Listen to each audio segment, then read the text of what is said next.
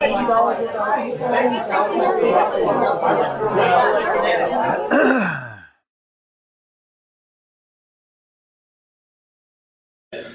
my name is Chase Hunter. I was born and raised a Scientologist. So, I was a Scientologist for a long time, and I've been in and out of all of the various major Scientology organizations, including the Flag land base, which is in Clearwater, Florida, which is the, so to speak, mecca of Scientology. So, at Flag, which is in Clearwater, there's about 10,000 Scientologists in one very small town. So it's sort of like a Scientology city. And it's where all of the, or most of the major Scientology actions are done. So I actually worked there for the church in what's known as the Sea Org for a short time. It didn't work out. And so it was great, other than the fact that I'm agnostic now. So, needless to say, I know pretty much all of the basic information about Scientology. I know, so any questions that you guys have that you're curious about? One thing I wanted to say specifically is that I will not speak about any of the confidential materials in Scientology. That's big no-no for them. So, so I'm sort of afraid, to be honest, because even talking about it in a very matter-of-fact way, this is exactly what Scientologists believe. Even that is sort of like, walking along the edge of what they may or may not like. So, I don't see any Scientologists in here, but... Are you afraid of retribution? I'm just afraid that they'll file like 10 lawsuits on me and start following me with private investigators and start doing stuff like that, which they do to critics. So, I want to make it very clear, I'm not a critic, I'm not criticizing Scientology. I'm just telling you guys what Scientology is about from a real Scientologist perspective. In addition to that, I wanted to also, you see a lot of things on the internet about Scientology. You see most of it's not, a lot of it's misinterpreted, a lot of it's not really the true beliefs, and a lot of it is focused on more famous parts of Scientology, like in South Park and some of the confidential materials and stuff like that. And that's not really what a Scientologist thinks about. And to be honest, if a Scientologist talks to you, you shouldn't berate them or treat them badly or anything of that nature, because Scientologists are some of the nicest people in the world, and they really do care about you becoming better, whether or not the basis of their foundation is in truth or not. That remains to be seen, or I guess when I die we'll find out, but or not. But and I don't find Scientology any more unrealistic than any of the other religions that I've studied. And I think that, the big bearded man in the sky and Adam and Eve and murdering homosexuals, I think it's all equally unreasonable in its own right. And the other thing I want to say is that, when I speak about Scientology, it's sort of strange because, I was grew up and was raised a Scientologist, so I'm sort of still wired that way, even though I've become an agnostic. And so when I speak about it, it seems perfectly reasonable what I'm saying, and then I realize what I just said, and it's like, wait, that sounds crazy.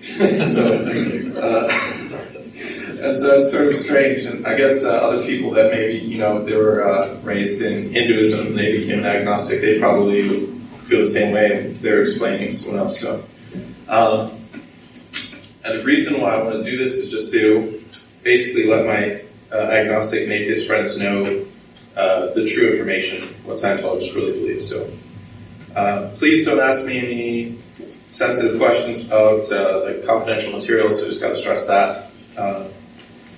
So I won't answer them. Where do they design the line of what is confidential? I don't know what to ask. Yeah.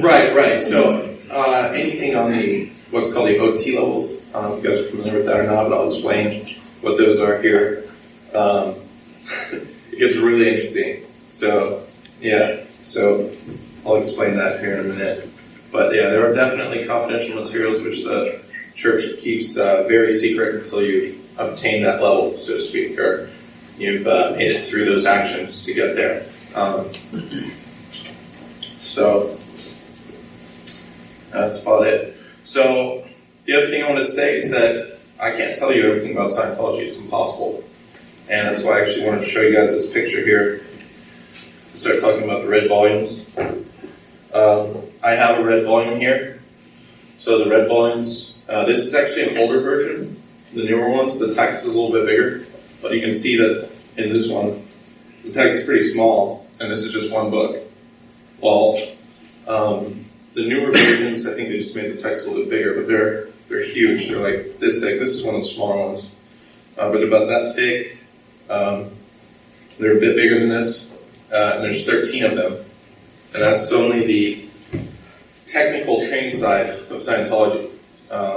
So it's this huge, gigantic Encyclopedia Britannica size volumes of what's in Scientology. And I'm going to read to you just one of the policies that I thought you might find interesting, or they call them HCOB, which means Hubbard Communication Office Bulletin. So Mr. Hubbard, you can see how many of these there are.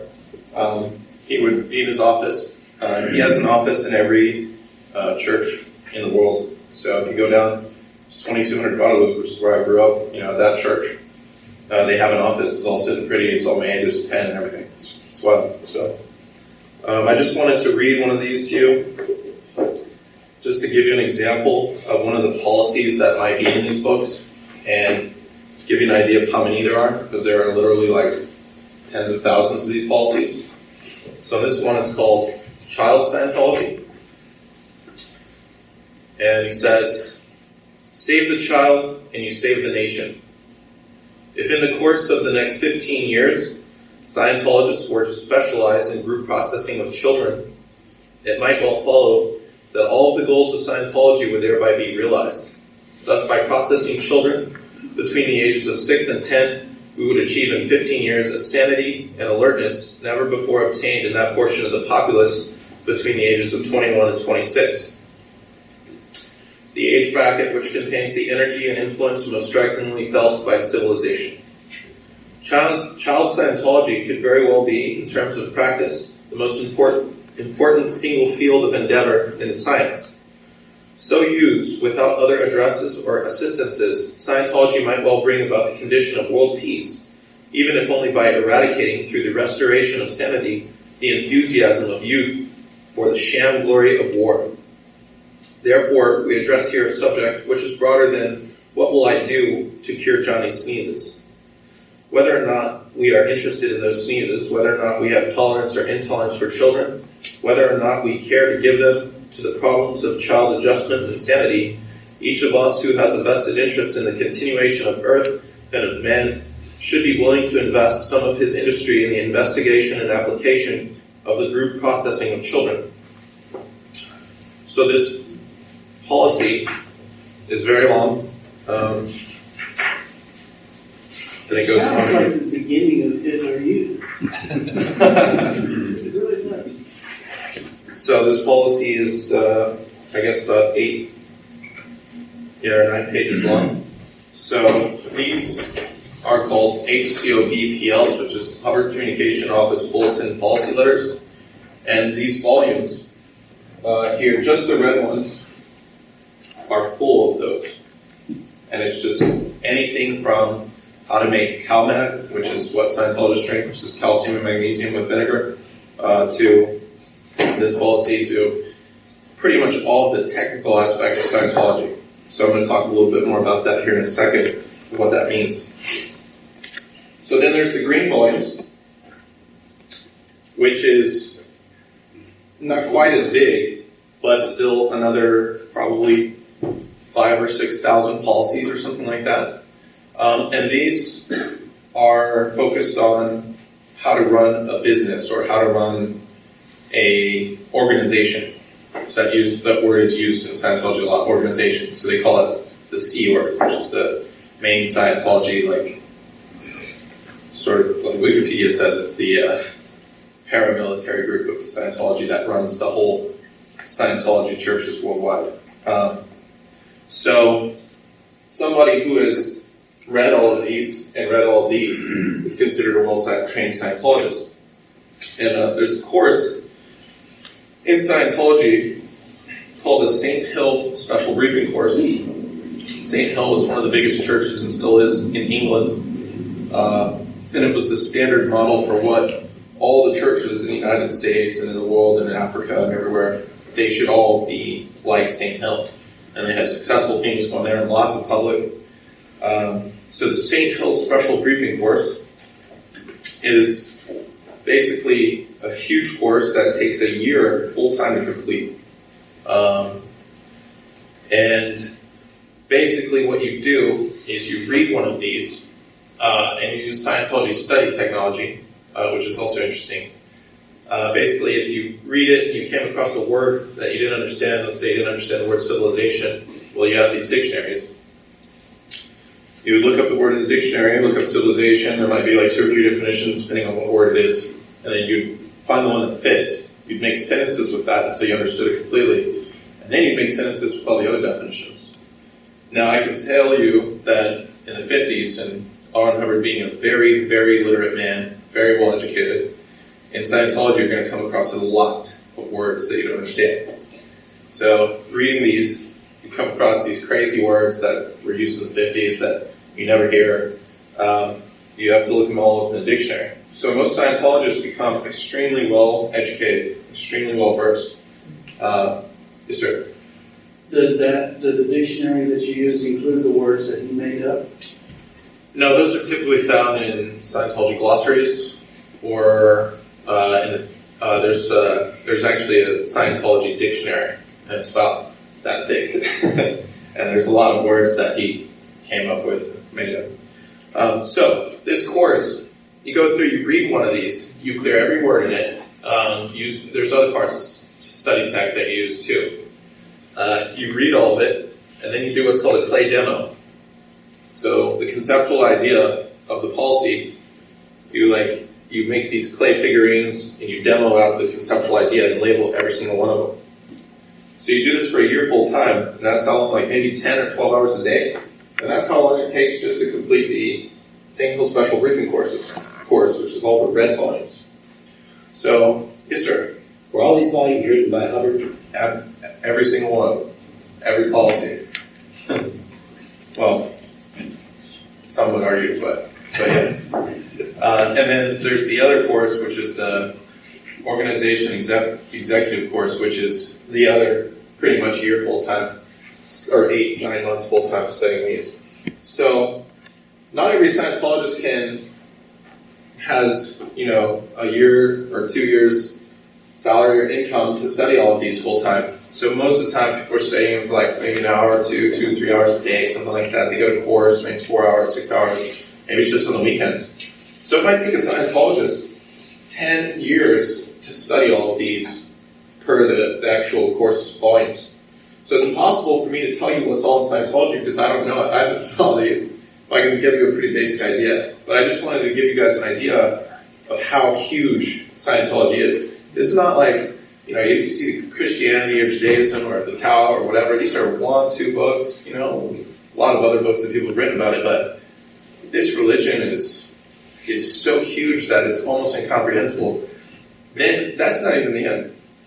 So a lot of the auditing procedures, which I'm also going to tell you what auditing means here in a second, it's basically just Scientology processing. That's what it's all about. A lot of them are in here, but then there's the whole confidential levels, which I'll show you.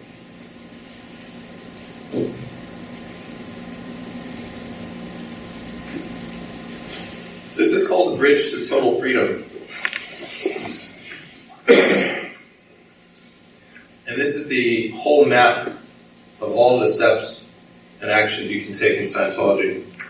I want to show you what it looks like. So in every organization or church, they have one of these up on the wall. And a lot of people have them in their houses. And they have little pins where they are on a bridge. And it's the bridge to total freedom. So, down here is where you would get raw public, or just public Scientologists, new people. And I know you can't read it very well, but basically you'd start out with like maybe introductory auditing session, or the Scientologists would do what's called ruin you. Not literally ruin you, but they would find out. What that means is they're finding out your major cause of stress in your life, and that's the sort of the purpose of the stress test too, which is tied into it. When you go down there, you have this machine and you hold these cans, and they ask you think of a time that you've had major stress in your life or something, and the needle, what's called in Scientology, the needle goes like this. Very interesting, right? I just imagine hearing this for the first time and you don't know anything about Scientology and how strange it must seem, but you hold onto these metal cans and it reads the ohms in your body and on your skin. Just like a old school ohm meter, right, I believe. So you would start that, they would ruin you, you would find out what's the biggest cause of stress in your life, and it might be that whenever you were 8 years old, you fell out of the window, and since then you've had a speech impediment. Yes, sir. They're asking you questions while you're holding the C-meter can? Yes, sir. And getting reactions and determining what the stressor is? Right, so and some people have debated whether or not it's just you're squeezing the cans harder, because when you squeeze the cans harder, it does make the needle move, but they have an adjustment so that can't be a factor. So it really does read electrical charge throughout your body. It's called galvanometric skin resistance, and it's used in polygraphs. Exactly. And the newer e-meters use a microprocessor to mill out that needle movement from different pressures that you hold on the cans. Right. Exactly. They improve their polygraph. Yeah. So, and a lot of people say, well, it's just basically like a lie detector. And, I mean, it does a very similar thing. But so the whole idea is that you've got this stressful energy in your mind, in your reactive mind. Because there's two minds. There's the analytical mind, and there's the reactive mind.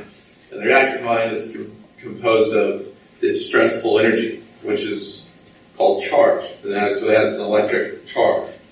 And so the whole purpose of auditing is to ask about these negative experiences that you've had, and then it alleviates the charge once you've gone over and over and over it and seen the exact truth of it. So this person had a speech impediment. They started off with an introductory dynamics auditing session, and they would go over that whole incident, and then sometimes, or the stories say, I've never personally witnessed something like this, but you hear about it all the time in Scientology. The person didn't have a speech impediment anymore, right? Or something like that. Or they broke their arm back when they were 5, and they've always had this pain here, but since they did the auditing session, there's no more pain here, because it was a psychosomatic pain, a pain created by the mind. So you go through that. So then, you might do what's called a purification rundown. That's the first action here, which is where you sit in a sauna and you drink that CalMag, and you take lots of vitamins, and you take large amounts of niacin, which Hubbard attributes to releasing the radiation that the cells have stored in your skin. And this also releases according to Scientology, the drugs from your body. So you're sweating, you're drinking a ton of water with sea salt, you're making sure you have all your minerals, calcium, magnesium. Then you're sweating for as long as 6 or 8 hours a day, I guess, or I think the maximum is 6. You work up to that, start with an hour. You run first, get your metabolism going. This cleanses your body and gets all the drugs and toxins that you've had, because the whole idea of when you go into Scientology is that you've had this whole life of, what they call the WOG world, which means wise old guy or something, wise Asian guy or something, which is basically a term that Scientologists use to identify people that aren't Scientologists. When you say that he's lived a WOG life, typically that means he's had a life of drugs and alcohol, and he's had fun and been promiscuous and stuff like that, all the things that Scientology considers not ideal. So then you do the purif, and that gets rid of all the drugs and all the alcohol and all the sunburns and the radiation. So then the guy is like in this great physical state, and then he can start to run and do all this stuff, and you have the end phenomena.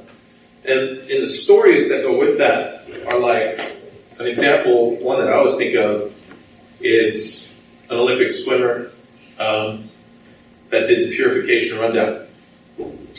And every day they'll come in and the whole sauna, because you actually do this at the church, there's a sauna at the church over there, and they actually do this. The whole sauna smelled like chlorine.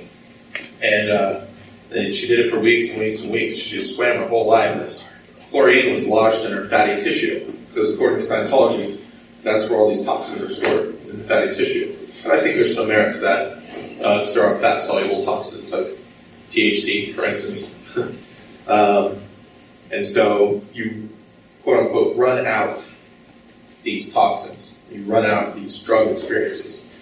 And at the end, when there's no more, you come to this realization, and you're taking 6,000 milligrams of niacin every day, and it doesn't do anything anymore, or something to that effect.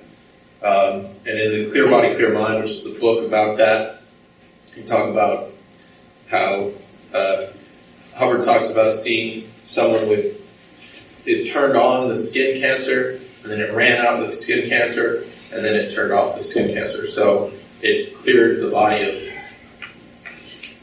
the ability to have skin cancer, the toxins that were there that could have caused that late skin cancer. It's very, very interesting. And then it also talks about, these guys, Agent Orange in the 70s and 60s in Vietnam. They had all this Agent Orange in their bodies, caused all these skin problems and cancer. And then these guys would go through the purification rundown, would get all of that out. So, I think everything up to here, on this side, is in the red volumes. But everything up through here is all confidential materials, which they hold at FLAG, which is the land base in Clearwater, and ASHO, and the various advanced organizations, what they call in Scientology. So this whole thing, so Clear, up to OT15, is what they call the OT levels. And so I'm going to switch off the projector. So that should also give you another idea of how much more information other than those red volumes and green volumes there are. Yes, sir. Where did you get on that scale? Where did I get? Yeah. About here. Yeah. So I didn't do the grades. These are pretty big auditing actions. And then I'm not classed as an auditor, but I'm a Dianetic auditor, so I can still audit people. Yes, sir. Is there a fast track for celebrities? No, they still have to do it the same way. But they can go to the celebrity center and do it. So I guess some celebrities probably getting. Yes, sir. I'm just curious, so never having been audited or anything like that. Right. They talk about this thing where you talk about the clearing out and all these sauces and stuff like that. Yeah. I'm just trying to imagine what somebody would tell me in an original sit-down meeting where afterward I conclude that I should sit in a sauna for 6 weeks. How do they bridge that gap? How do they say, okay, now that we've explained to you this, we propose that as a next step you go through this deep body cleanse? And I don't understand what the first step is that gets people to the second step. So they have these courses called introductory courses. That's an excellent question. It's not like, oh, this is great. I had an introductory auditing session. Now I'm going to pay $800 to be in sauna for 6 weeks. Oh, that's great. It's sort of like you have these introductory courses. One of them is called the Personal Efficiency course, where it goes over the Code of Honor, which just talks about basically one of the points of the Code of Honor is do not abandon a friend or comrade in need or something like that. And these are just, it's a small course. It takes about 2 days, and you get something out of it. This is very logical. You're more honorable after that, I suppose. So you're having to pay for this all the time. Right. So an introductory course might be like $20, and it takes 2 days. And then that would gradually bridge the gap, and you do more Dianetics auditing, and then So why don't you do the pure so you can do the other out of it? Yes, sir. Can you talk a little bit about how you fell out of Scientology, or how you first had doubts, and how you got to where you are now? That's not really what I'm here to talk about today. I don't know if you're here, because that's more of like my opinions, based, versus the fact. I will be at El Arroyo today. I'll be more than happy to talk about my opinions about that stuff, but I can't talk about my opinions, publicly. I don't want to come across as a critic. So that's sort of like, would be the scientific way of why I think that it's not, for me. And so that's really where I can't do that, because then the church would see me as somebody trying to tell people not to be Scientologists, so I don't want to do that. So, sorry. But if you want to talk to me on a personal level, I'll be more than happy to. Are there any fears on your part of violence? Violence? See, the thing about Scientology is that one of the main tenets is that you have to obey the law of the land. So they're not really going to, do anything illegal. But I mean, I'd rather get in a fight with somebody than have 10 frivolous lawsuits for $15 million that I have to hire an attorney to fight. Otherwise, they're going to own me for the rest of my life. I understand. I'm just was curious. But I'm not afraid of physical violence at all. No, that was never an issue for me. Nobody's going to hurt me because I'm talking bad about Scientology. That would look really bad on their part. Is that a new policy? What's that? The not breaking the law part? No, I mean, that's pretty well-defined tenet in Scientology. It's I had a friend of mine down in a little town I lived in Ingleside near Corpus Christi, and he was an ex-Scientologist, and he was driven out of the town by these frivolous lawsuits and won for about 10 years, and they finally drove him out of the town. And who was that? I don't know, I can't remember his name, it's been 20 years ago. But he was run into the dirt with frivolous lawsuits. Yeah. So maybe they've changed the policies since you've been in there. Well, the policies in Scientology, they don't really change because anything that was written by L. Ron Hubbard is considered a source. Is he still dead, alive? No, he's dead. He's still dead. He died. Yes, sir. Do you know how many Scientologists there are in America and maybe worldwide? According to my best estimate, there's probably about maybe 60,000 total active Scientologists. They say that there's 8 million, but it's not, in my opinion, an accurate statistic. They also say that the fastest grade religion in the world. Right. But did he hand over the reins when he died to somebody in the family, or did they have to vote for it? How did they change the who's going to be the head guy? Is it Democratic, or how is that? Well, that's a long conversation, but they used to have something called the Guardian's Office. Now there's something called RTC, Religious Technology Center, and there's the Church of Spiritual Technology. These are huge corporate entities that exist out of California that own the rights to the church. They're all controlled by one man, his name's David Miscavige, and he's the chairman of the board of the Religious Technology Center, or RTC, which is the highest organizational structure in the church. So there's regular churches, your staff member, there's advanced orgs. Any staff member in an advanced org is what's called a Sea Org member. There's only about 6,000 or 7,000 of those worldwide. So any Sea Org member is considered like royalty or of the highest regard. Even a dishwasher in a Sea Org is considered supreme to a staff member in a church. Well, then there's RTC, which is even higher. So those are sort of like the elite people in Scientology. It's like an eighth-grade treehouse Of club. those corporations, What's that? Is it like a board of directors comes together from all those corporations and they work on policy and stuff like that? Is that how it happens? There's no more policy written because other than by, well, I guess there is by a few people, what they call senior case supervisors, which are people who are in control and understand the tech, which is all those books. So yeah, but most policy has already been written by L. Ron Hubbard. And so the church's foundational thing is to maintain that policy. That's part of the whole thing is keeping the tech pure so that people can't change it. Because these bad people try to, in the church, whole premise, which I'll explain here in a minute, is that people are trying to change the technologies because this is the technology that's going to free mankind and create a better Earth and civilization. And then they're going to go to Planet 2, Planet 3, whatnot.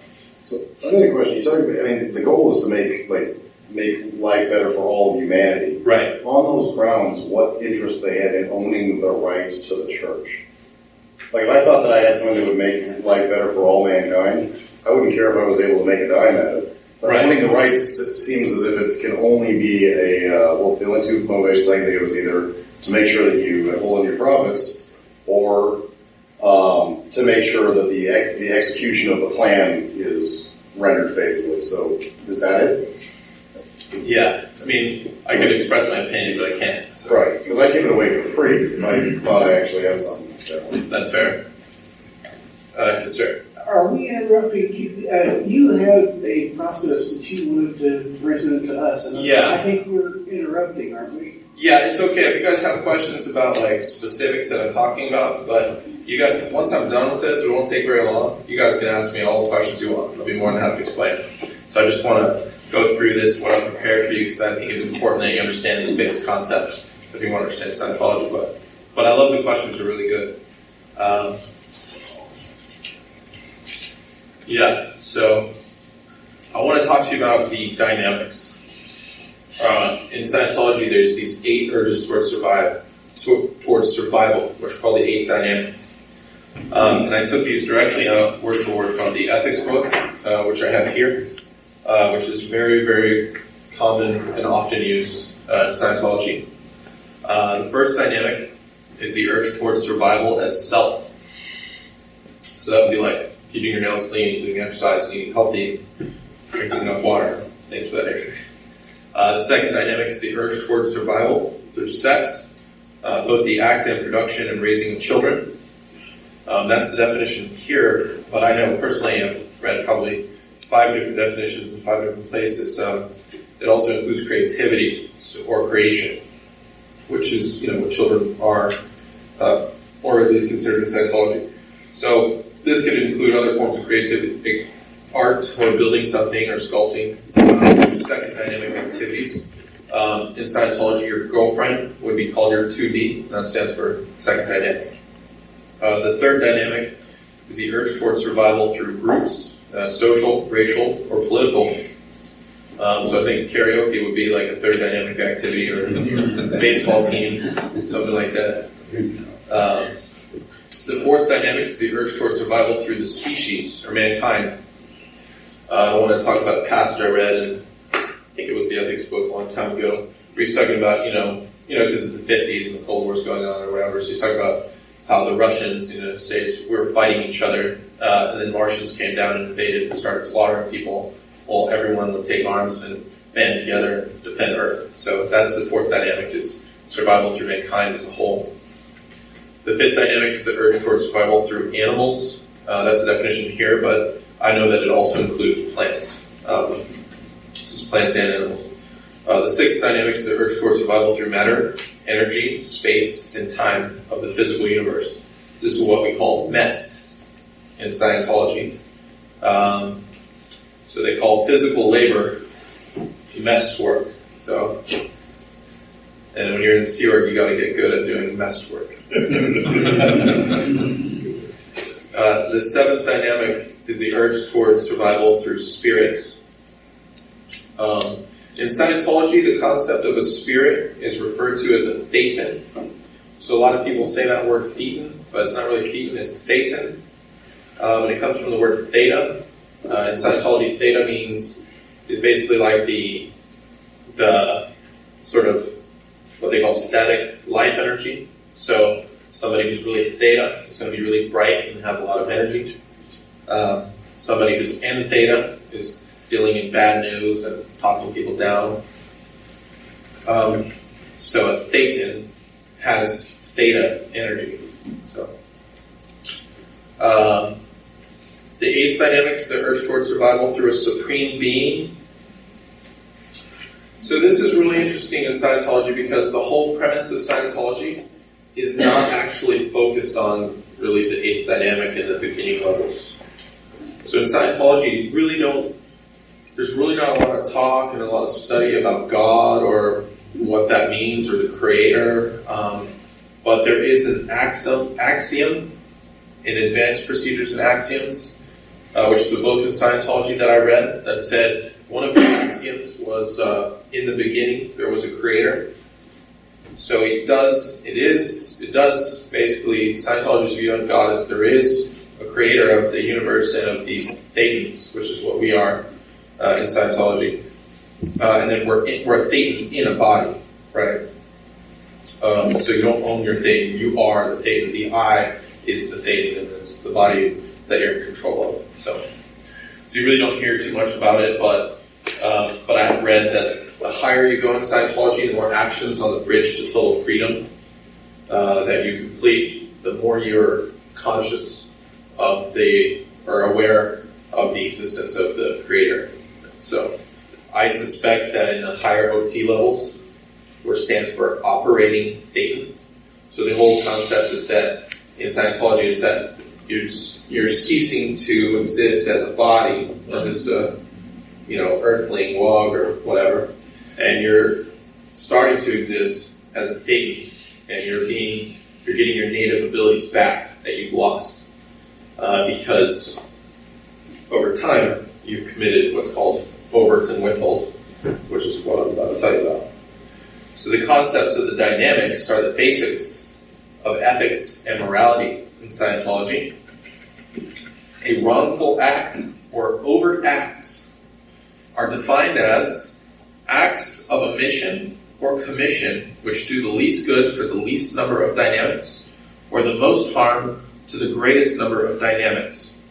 So because these are all the compartmentalized sections of your life, the 8 dynamics, if something harmed them more than they helped them, well, that would be an overt act because it hurt you more than anything. They are those things that you do which you aren't willing to have happen to you. Withholds are defined as unspoken, unannounced transgressions against a moral code by which the person was bound. Things the person did he or she is not talking about.